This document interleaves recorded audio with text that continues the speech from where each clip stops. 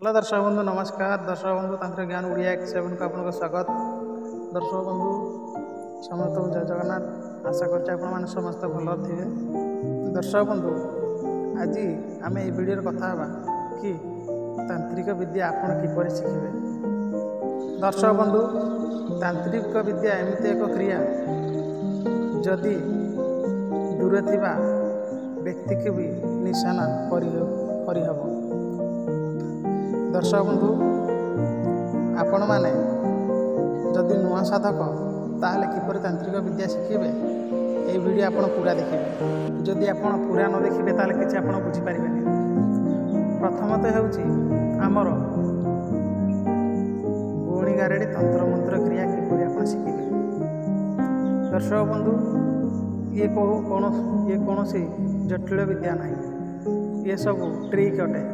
आउ प्रथमे होमर भगवान जी कि आमर गुरु, गुरु बिना ज्ञान ना। दर्शक बंधु गुरु नथिले आपण किसी बुझीपारे कि किसी शिखिपारे ना। मु कहि प्रथमे आप गुरु चयन करूँ।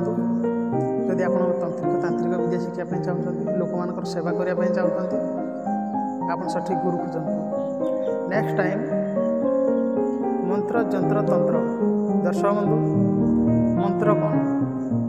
दर्शक बंधु आमे जो मंत्र मुखरे धारण करुचे किंबा जो पद को उच्चारण करुचे तार गोटे शक्ति थाए, तार सापारटे गोटे तरंग थाए।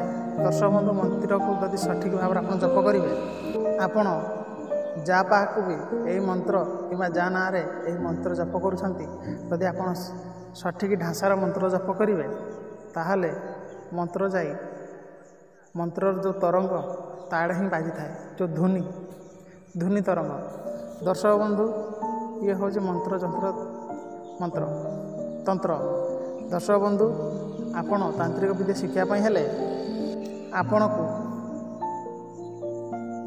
उष मोहनी विषय जाना दरकार।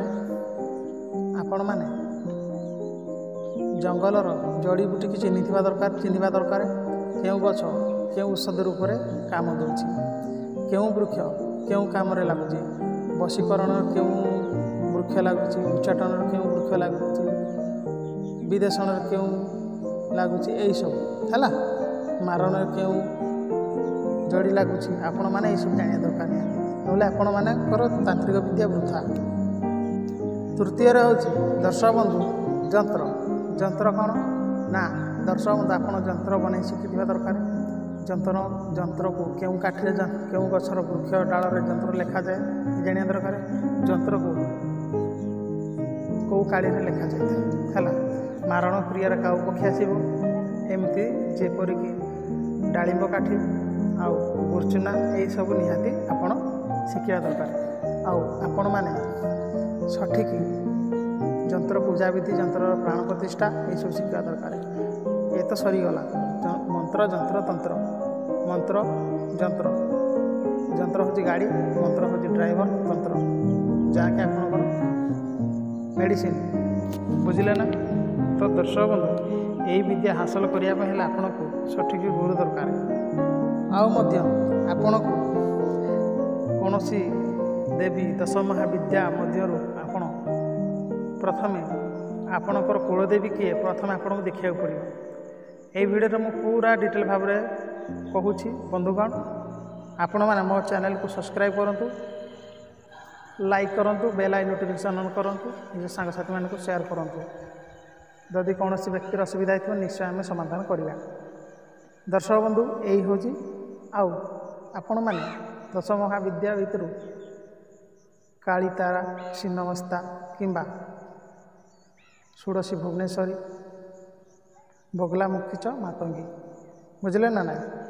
तो आपणकर कुलदेवी 64 जोगिनी भितर किए आपन को बाछा पड़ो।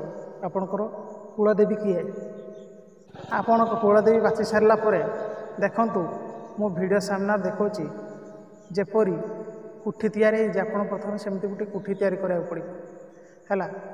आपण को जो देवी गोटे छोटिया कुठी तैयारी करेंगे, जदि आप तांत्रिक विद्या शिखापी चाहते से देवी फोटो रखिए, ନିତ୍ୟଦିନ ତାକୁ ସେବା କରିବାକୁ ପଡ଼ିବ ଆଉ ସାଧନା କରିବାକୁ ପଡ଼ିବ ହେଲା।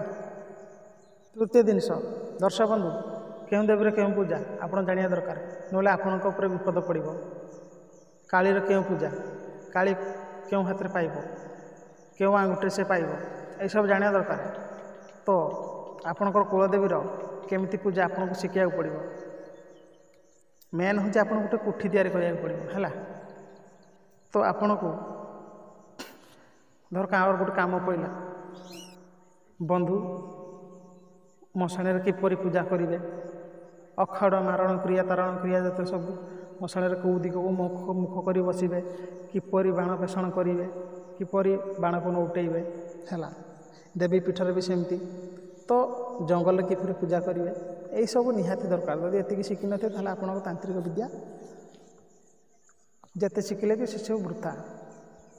ଦର୍ଶକ ବନ୍ଧୁ, ଯଦି କିଛି ବାଇ ମିଷ୍ଟେକରେ ମୋ କଥାରୁ କଥା ଖରାପ କଥା ବାହାରିଥିଲା କ୍ଷମା କରିବେ।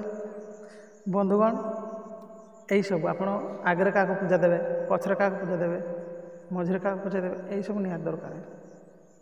ଦର୍ଶକ ବନ୍ଧୁ, ଯଦି ଆପଣ ଏତିକି ସାଧନା କରିପାରିବେ ତାହେଲେ ଆପଣମାନେ ବିଦ୍ୟା ହାସଲ କରିପାରିବେ। ନହେଲେ ଆପଣମାନେ ଯଦି ଆଲତୁ ଫାଲତୁ ଏଠୁ ଗୋଟେ ମନ୍ତ୍ର ସେଠୁ ଗୋଟେ ମନ୍ତ୍ର ଆଣିକିରି ଏମିତି ଭୁଲ ଭାଲ କରିବେ ତାହେଲେ ହେଇପାରିବନି। ଏଇ ସ୍କୁଲରେ ଯେମିତି ପାଠ ପଢ଼ାଯାଏନି କି ଦର୍ଶକ ବନ୍ଧୁ, ଏମିତି ବନ୍ଧୁଗଣ ଏମିତି ପାଠ ପଢ଼ିବାକୁ ପଡ଼ିଥାଏ।